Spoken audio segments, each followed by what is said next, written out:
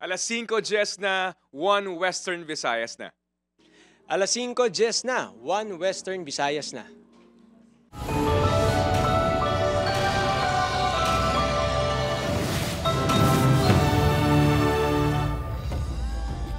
Mga balitang atong tutukan sa mga Miyerkules, seryes ang pagpang-hold up liwat nga naglundas sa probinsya sang Iloilo, gintutukan na sang kapulisan. Negosyante sang isda gin-hold up sa San Enrique, Iloilo sang 3 ka suspect. 159,000 nga kwarta kag cellphone gintaban. Patrol car sa Banate Police Station nga nag-illegal parking malapit sa Hall of Justice, gin-clamp sang Iloilo City TTMO. 124 nga kaso sa dengue na record sa Bacolod City subong nga tuig. 96% nga mas mataas kumpara sa parehong nga tion sa 2024. Dugang nga duwa pagid ka empleyado sa Transport Cooperative ginakabig nga persons of interest sa pagpang-hold up sa fuel tanker sa Pavia, Iloilo. Kag shoreline sang Boracay Island na puno sang lumot. Pagdamo sang lumot, wala sang epekto sa turismo sa isla suno sa Alcalde.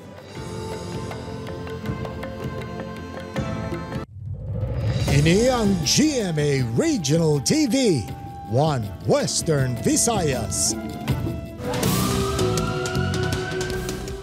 Mayong hapon, ako si Gertrude Charlotan, negosyante sang isda sa banwa sang San Enrique, Iloilo, ginaligar, gin-hold up sang 3 ka suspect. Asod-asod nga insidente sang pagpang-hold up sa probinsya sang Iloilo, ginatutukan na sang IPPO. Si John Sala nakatuto. Pauli na ko tani sa banwa sang San Enrique, Iloilo, halin sila pwesto sa barangay Manit sa Pasig City ang negosyante sang isda nga si Angeline Pabilona sakay sa tricycle po ng duwa sini ka mga helper. Sang nakalabot na sa maligwin nga bahin sang barangay Camire, San Enrique, Iloilo, dito na kaginlambatan sila sang 3 ka mga sospek. Nag-declare no ng hold up ang 3 ka suspect. Ginatutukan nitang alleged short firearms kag binangon ang atong biktima. Ginkuha sa mga sospek ang belt bag sang biktima nga may unod nga 159,000 pesos nga kwarta. Gilayon nga nagpalagyo ang mga ini pabalik sa syudad sang Pasig. Posible suno sa kapulisan nga mga trabahante sang biktima sa likod sang ginaligar pagpang-hold up o kung posible nga may nakahibalo nga may dala nga kwarta ang biktima. Inside job or man nga nagplano gid nga i-hold up ni ang atong biktima. Sini nga bulan sang Pebrero, 4 na ka mga asod-asod nga kaso sang pagpang-hold up ang nagluntad sa probinsya sang Iloilo. Pebrero G sang nataban ang 300,000 pesos gikan sa driver sang fuel tanker sa banwa sang Pavia. Pebrero 11 naman sang nabiktima sa ginaligar 2 ka hold-upper ang manugbaligya sang herbal product sa banwa sang Santa Barbara. Kagkahapon, Pebrero 18, sang kin-hold up sang 2 ka mga lalaki ang nagapautang nga India National sa Barotac Viejo. Apang nadakpan ang isa sa mga sospek na nakuhaan pa sang pusil kag suspected shabu.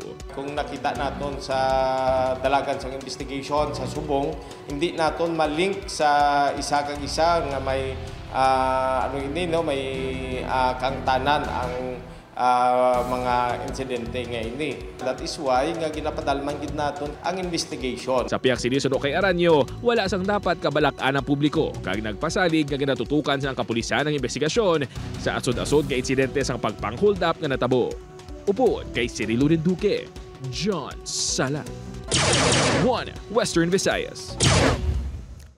Patrol car sa Banate Police Station nagbayular sa on-road parking ordinance sa Iloilo City.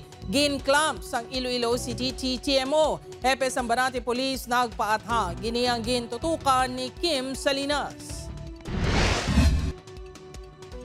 Wala makaluwas ang patrol car sang Banate Police Station sa pagpang-clamp sa mga salakyan nga nagapasaway sa dalan sa Iloilo City. Gin-clamp sang mga personnel sang Iloilo City Traffic and Transportation Management Office ang patrol car nga naga-illegal parking sa Taytay sa Bonifacio Drive malapit sa Iloilo Hall of Justice pasado alas 10 sa Martes ang aga. Wala sang tao ang patrol car sang naabtan sang enforcement team. Samtang, isa pagid ka patrol car sa police station sa probinsya ang ginisyuhan naman sang citation ticket bangod daga on-road parking man sa lugar apang yara ang driver. May mga no parking sign man nga nakabutang sa lugar. So sang nabta naton dito ara sila sa at babaw gid sang Forbes Bridge wherein nga hindi kinapwede, very glaring. Matapos magbayad sa multa nga 1,000 pesos ang police personnel, gilayon man nga ginkakas ang tire clamp. Suno sa hepe sang Banate MPS, ginahingagaw ma-file sang duwa sini ka police personnel ang kaso. ginhambalan sang guards ang Hall of Justice nga wala sang parking space sa lugar kag gintudlo nga magpark sa taytay kun sariin ginclamp ang ila salakyan. Dugang sang hepe, nakaagi naman sila park sa among nga dalan, apang wala man ginadakop. Apaton may salakit ang may city ordinance sa yung parking mo kapangayo na makuha pasensya nakabayular kita sang city ordinance. Sa pagpangusisa sang news team sa isa ka security personnel sang Iloilo Hall of Justice, na reserba ang 39 ka parking space sa judges. Kung on-leave ang judges, mahimo makaparking ang mga nagabusong, PWD o kung senior citizen nga nagatransaksyon sa korte. Ginaabisuhan ang mga iban nga may transaksyon nga magpangita sang maparkingan.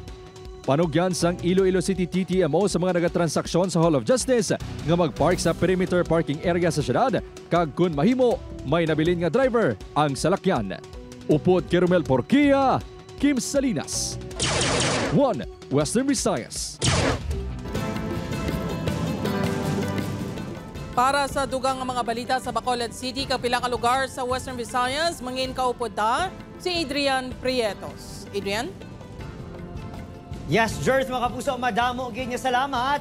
Bacolod City Health Office naka-record sang 124 kakaso ng dengue halin Enero tubto Pebrero 8 sa subong tuig. Yaring balita nga itong gintutukan. Sang nagligad niya tuig, may ara lang sang 63 cases ang dengue sa Bacolod City, humalin Enero tubtob una nga semana sang Pebrero.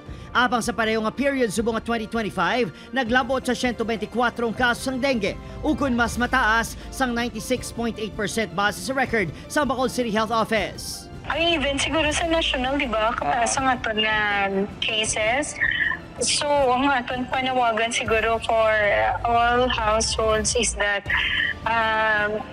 especially tapos-tapos ng mga inulan or may makita ka galing alam mo, kuwagi dayon ng ila, pangitaagin kundi sila nag-breathe. May pinakamataas na kasong barangay Masilingan nga may 12, 11 sa Tangub, kag tagnapulo kag kaso ang na-record sa Singkang, Alihis kag Villamonte. Sa barangay Mansilingan, ginpangbutangan na sa mosquito larvicide granules ang mga kanal, drainage, kag posible ginapugaran sa mapitik-pitik. Ibig sa eskwelahan man guro sang kabataan makuha. Kung ang iban dira sa ilaman area ay kay kung may mga stagnant water balas. Pagpanglimpyo naman sa panimalayang solusyon nga ginahimo ni Norman. Kinahanglan malimpyo ang balay ay para hindi magdamo mga lamok sa mga dinggi para bata hindi na magbasakit. Sang 2024, naglabo sa 2,617 ang kasos ng dengue sa Bacolod City. Masobra 350% ini nga mas mataas ang 2023, ngayara lang sa 574 kakaso. Opo, Kiril Casillo, Adrian Prietos, Western Visayas. Iloilo City LGU liwat ipatawag ang DPWH ICDEO kag mga contractor tuhoy sa delayed nga mga multi-purpose projects sa syudad. Ini ang gintutukan ni Kim Salinas. Liwat nga sa pulon sang Iloilo City LGU ang katapos ang Department of Public Works and Highways, District Engineering Office, kag mga kontraktor sang delayed nga proyekto sa syudad sang Iloilo. Ini ang nag-ugat sa mga posters nga nakatakod sa multi-purpose building sa Barangay Concepcion City proper, kag Barangay Katilingban Molo sang Damlaglang. Ginakwestiyon sa karatula ang status sa mga proyekto matapos madugay na ini ginuntatan obra. Sa statement ni Iloilo City Mayor Jared Treñas, gintumod man sini ang paghatag sang DPWH ICDEO sang update sa Mandurriao Public Market. Paano na bala ang status ini? May fund bala nga inugpatapos sa sini nga project or ano ng status? Kay kunwa ay mas mayo i-turn over na lang sa Iloilo City Government kag pangitaan sa Iloilo City Government sa pundo para mapatapos ini. Ang natala na kapag sinapol nga dalauman matabo sa mga semana o kon sa marason nga semana, ang mangintato nakation sa pagpaathag sa issue. Imbitaron na katapos ang media sa meeting para sa transparency. Nakabig sang LGU nga daw nagapabungol-bungol lang ang DPWH sa wala aksyon sa mga delayed nga proyekto. Kita diriya sa Iloilo City Government ang allegation nga because of the delay daw sa permit nga ginahatag sa Office of the Building Official, I think nakapagwa naman sang statement ang OBO waya sang delay sa ilang bahin. Sa pagpakigangot sang news team sa spokesperson sang DPWH ICDEO, Nagpadalay ni isang update sa 19 million pesos nga multipurpose hall sa Barangay Concepcion City proper. Kagang pondo sa masunod nga phase ang proyekto ang nalakip na sa General Appropriations Act of 2025. Wala man ini isang ginhatang update sa iban pa nga delayed nga proyekto. Upod kay Romel Porquia, Kim Salinas, 1 Western Visayas. Mga puso, 29 pesos kada kilo nga bugas, mabakal sang pigado nga pamilya sa Kadiwa Center. Pila sa mga nakabenepisyo, senior citizens kag miyembro sang 4Ps. Nakatutok, Zen Kilantang Sasa. Nangin bukas sa mga benepisyaryo sang 4Ps, senior citizens, solo parent kag mga PWD ang pag-avail sang 29 pesos kada kilo sang bugas sa bagong bayaning magsasaka ng Kadiwa program sang gobyerno nga ginadumalahan sang National Irrigation Administration. Dako naman ang pasalamat sa mga benepisyaryo bangod tuman kamahal sang presyo sang bugas subong. Sa 290 pesos, nakabakal na ang mga inis ang napulo ka kilo sang bugas. Para makabarato kami, makadakogig nga bulit. Siyempre, tagpila nga daan, tag 52. Ti, nang tawab lang ang presyo, i-compare diri. Amo na bala, ti kabudlay man, kung pigado, kabudlay. Amo na nga maskin bugat, sige lang, maskin at least makakuha kami sa barato. Requirements sa mga benepisyaryo nga magpresentara sang ila identification card. Overall, siguro no, sang nag-start ang launching namon kapag baligya, more than 10,000 naman ang naka-avail sang bagong bayaning magsasaka rice. Magluwas diri, mayara man sang Rice for All program nga 29 pesos nga kilo sang bugas ang Department of Agriculture 6. Ang ginakalain sini sa BBM Rice sang Kadiwa, bukas ini sa tanan nga mga residente. Sa piyak sini ang iban nga pumuluyo, bisan mahal pa ang presyo sang bugas, nagabakal sila sa gihapon tungod sa kalidad. Wala lang ko kabalo kung ano ang 29 pesos nga sa Boria. Kay naanda na namon ang medyo quality ba lang ang rice. Upod kay Cirilo Randuque, Zen Kilantang Sasa, 1 Western Visayas. Bantayan, Visayas legs ang GMA Masterclass Election 2025. Dapat totoo series ginsuguran sa Iloilo City kag Bacolod City. Ini ang GMA Regional TV, 1 Western Visayas. Mga kapuso, mga ginikanan ginapaandaman sang LTO6 nga may salabton sila kung madakpan ng ila kabataan nga menor de edad nga nagamaneho nga wala sang driver's license. Si John Sala nakatuto.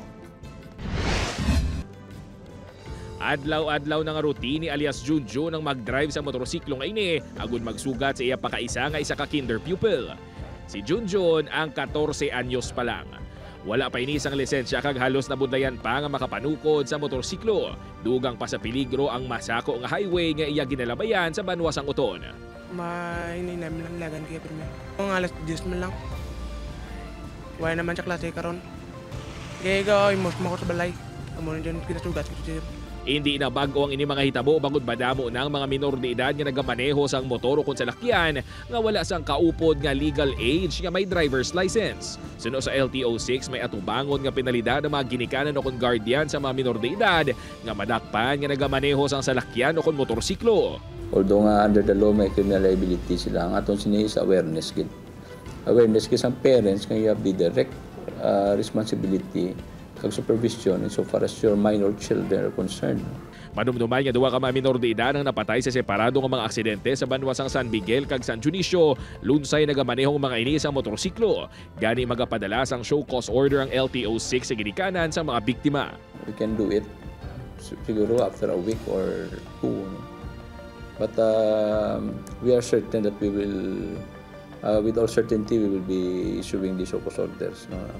Upod kay Cirilo Randuque, John Sala, 1 Western Visayas. Dugang nga duwa pa ka empleyado sa transport cooperative ang ginakabig na nga persons of interest sa pagpang-hold up sang fuel tankers sa Pavia. Si Zen Kilantang Sasa nakatutok live sa Barangay Hibawan, Pavia, Iloilo. Zen?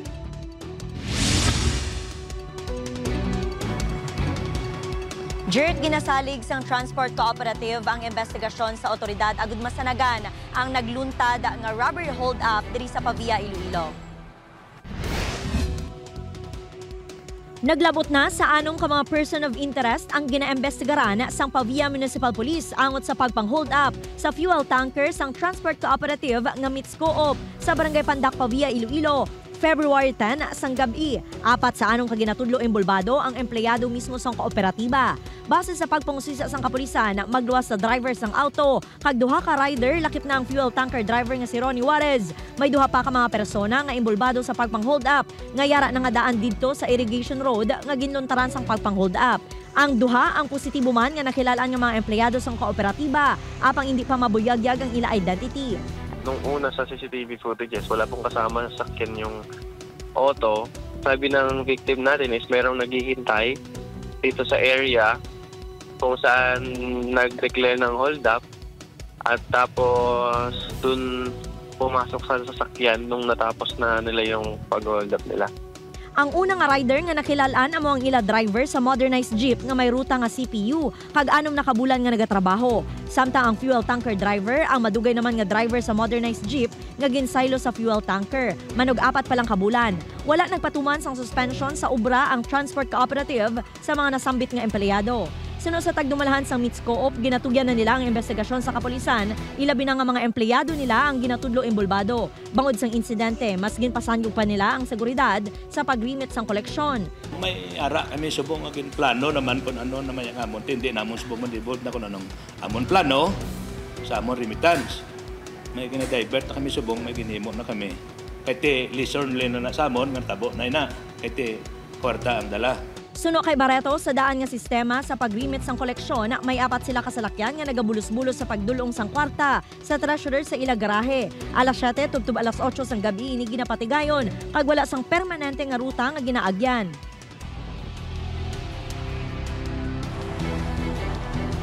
Jert, bangod sang bag-o nga lead nga investigasyon kag pagtuhaw sa nga mga testigo, ginreschedule sang Pavia Police ang pagpatigayon sang reenactment. Jert? Madamo gid yung salamat sa update. Kapuso Zen Kilantang Sasa. Mga puso, napasaka naman ang kaso nga rape sa 4 tanan kalalaki lakip ng 3 ka minor de edad nga ginaligar naghimulo sa isa ka 14 anyos nga daligita sa isa ka banwa sa probinsya sang Iloilo. Sunod sa spokesperson sang Iloilo Police Provincial Office, ginfile ang kaso kahapon. Ginaligar nga Disyembre 29, 2024 panatabo ang pagpanghimulo sa apang Pebrero 8 lang nag-report ang biktima bangod ginapahayag ginapahong inipatyon sa mga suspect. Ining rason kung nga agin paagi sa regular filing ang pagpasakas ng kaso. Padayon naman ang intervention sa Municipal Social Welfare Development Office sa biktima kag 3 ka minor de edad nga ginatudlo suspect. Una to nga makagwa ang ilang warrant of arrest. Then naman ng pag-tapap na natin. Sa subong, hindi na natin sila madako kay di kina-consider sila subong mga inosente kung sundo natin ang aton sining layi. Mga kapuso, rider patay, angkas pilason matapos makabunggo sa closed van ang ilang motorsiklo sa Iloilo River North Bank Road. Si Zen Kilantang Sasa nakatuto. Ginbawian sang kabuhi ang rider nga si alias Brian matapos makabunggo ang motorsiklo sini sa closed van nga ginamaneho naman ni alias Eliezer sa intersection sang Iloilo River North Bank Road ukon Iloilo Sunset Boulevard sa barangay sa Oak, Arevalo, Kainasang Kaagahon. Base sa investigasyon halin sa Sunset Boulevard ang rider sa Mandurriao nga pakadto kuntani sa Oton sa makabunggo sa naglabay nga closed van nga pakadto naman sa Arevalo. Kung nataon naton to isang bumping vehicle diri no is ang motorcycle, but then kung nataon naton is both vehicles are moving. So, kung makita natin diri, nag-collide ang both parties. Nahibaluan nga nag-inom-inom ang rider sa Sunset Boulevard antas maaksidente. Patal nga pila sa ulo ang naangkod sini nga gintunaan sa iya kamatayon. Samtang nakaangko naman sang gasgas sa lawas ang back rider sini. Ginapadasig na sang Iloilo City Government ang pagpahamtang sang duga nga traffic signages sa Iloilo Sunset Boulevard halin sa DPWH agud malikawan ang aksidente. Plano man nga magadugang sang personal sa lugar agud magbantay ilabi na nga ginadumilian ang pag-inom sa makahulubog nga ilimnon kag paghaboy sang basura. It will be expanded ang deployment namon, particularly sa 5 ka mga viewing decks. Upoy kay Romel Porquia, Zen Kilantang Sasa, One Western Visayas. Mga puso, sa Bacolod City naman, manugpangisda patay sa nalumos matapos magkapan ang ila sakayan malapit sa Bredco Port. Garing balita nga tanggin tutuka. Pasado alas 2 Martes ang hapon sang nagpalawod ang 24 anyos nga si Troy Beloya o pudang utod kag isa pa kahimata agud kuntan ibutungon ang pukot nga ginbili nila sa aga. Apang kinalingan nagmadlos ang hangin kag nagbaskog ang balod. Rason nga nagkapan ang ila sakayan kapin 20 metros ang kalayuon halin sa hunasan. Nahulog sa tubig si Troy, utos sini nga si JV kag himata nga si Marlon. Outbalance ang sang baruto. Kay grabe ang current sang tubig kag madlos ang hangin. Nauna lumpat si JB ang magulang kay para magbalanse sila ni Mardon nga duwa sa baruto. Actually, sabay man sila nga naglangoy and ang ining biktima naton is accordingly sir, kabalo ini siya maglangoy.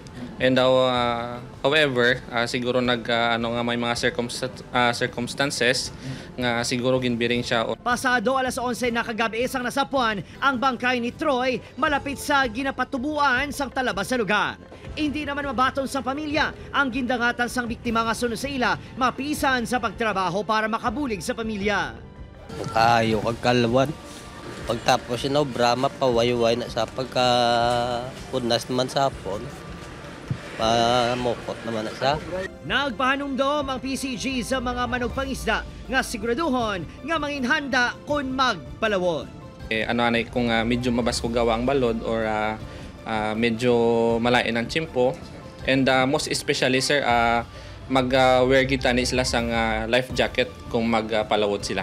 Opo, Kiril Casillo, Adrian Priatos, Western Visayas. Mga kapuso, opisyal nang aging turnovers ang Iloilo City Government sa National Commission for Culture and the Arts ang 90 anyos nga Old Haro Municipal Hall nga isa ka Cultural Heritage Tourism Zone. Ginpermahan sa City Government kag NCCA ang kasugtanan kung sa din nakasaad nga ginatugyan sang syudad ang preservation o kon pagpatahumpa sang istruktura. Iniman ang magaserbing nga regional and cultural hubs ang NCCA agud mas mapasangkad pa ang mga tikang sa archiving kag heritage conservation. Bantayan shoreline sang isla sang Boracay natabunan sang lumot nga aayhan. Ini ang GMA Regional TV, One Western Visayas. Mga kapuso, pagbato sa fake news kag kung paano maging responsable nga botante, ginpatpat sa GMA Masterclass Election 2025, dapat totoo series sa Visayas Leg. Ini ang tingog puwersa nga gintutukan ng John Sala kag Adrian Prietos. Matapos ang madinalagon nga Mindanao Leg sang GMA Masterclass Election 2025 Dapat Totoo Series, sunod nga destinasyon ang Visayas. Diri sa University of San Agustin sa Iloilo City, ang una sa 4 ka venue sang Visayas Leg. Dako nga bulig suno kay Senior Vice President and Head of GMA Integrated News, Regional TV and Synergy Oliver Victor B. Amoroso ang ginpakigbahin sa mga speaker agud magiyahan ang mga pamatanon kag komunidad. I hope you will join us in our mission and share with your families, friends and communities that for this election and beyond, dapat totoo. Ginpakigbahin ni GMA Integrated News Social Media Manager Hannah Petrache ang insyakto nga paggamit sa social media. Let us use social media for social good. Use it for your advocacies to help other people make wise decisions. Importansya sa local news ang kinatagan pagtamod ni GMA Regional News Correspondent Zen Kilantang Sasa. Pay attention to local news and hold your leaders accountable. The more aware we are, the stronger our democracy becomes. Ang tagdumalahan sa University of San Agustin Community, nagalaom nga paagi sa eleksyon, magpangibabaw ang kamatuoran. It is a sad reality that this truth, whom we believe, has becoming relative.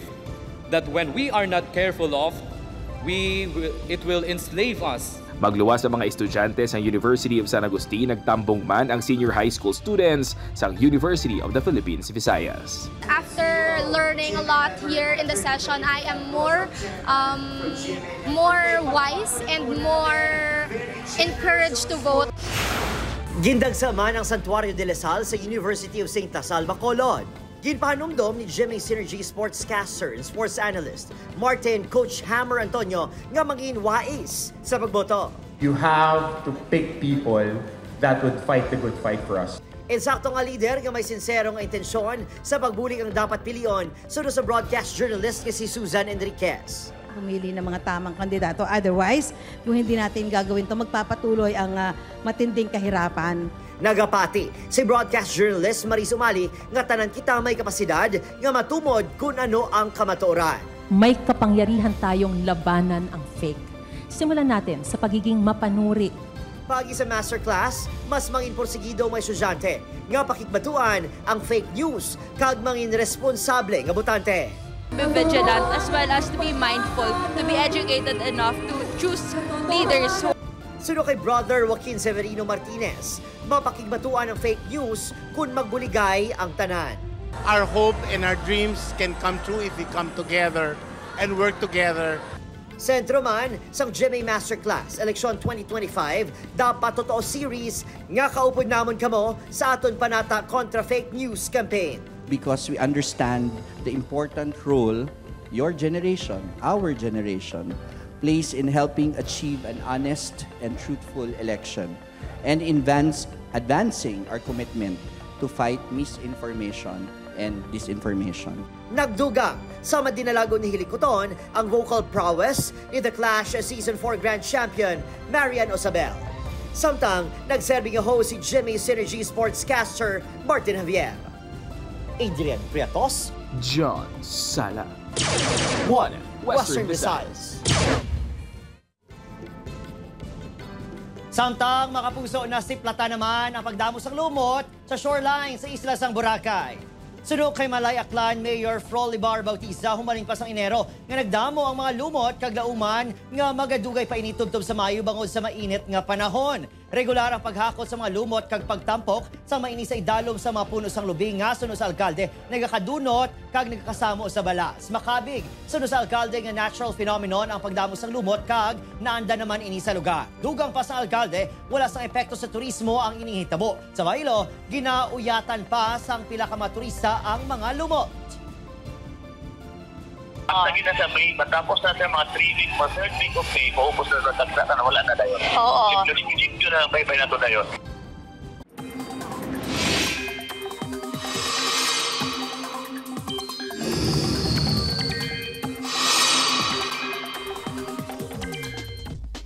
Mga puso, bisan wala sang bagyo, posible sa gihapon nga mag-ulan sa pinakabahin sa pungsod. 4 ka weather systems gihapon ang nag-apekto sa Pilipinas sa Kipangamihan, Shear Line, Intertropical Convergence Zone ug ITZC, Patiman, Easterlies. Kung ikumpara sa mga nagliligan ni inadlaw, amat-amat naman nga nagabasog ang huyop sa amihan, gani posible nga magtugnaw liwat ang tiyempo ilabi na sa Northern Luzon. Base naman sa rainfall forecast sa Metro Weather, may chance sa gihapon sa ulan sa Aklan, Capiz, Iloilo, kag Negros provinces. Mabasog ang ulan sa pila ka probinsya gani manginhanda sa gihapon sa posibilidad sang pagbaha o kon landslide. Posible man ang ulan sa nabilin nga bahin sang pungsod.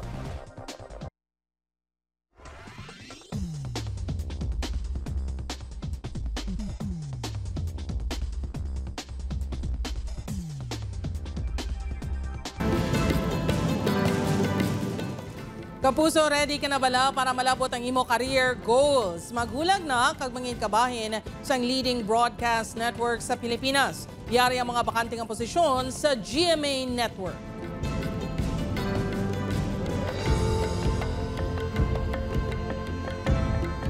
Sa mga interesadong aplikante, pwede ka mong magbisita sa www.careers.gmanetwork.com.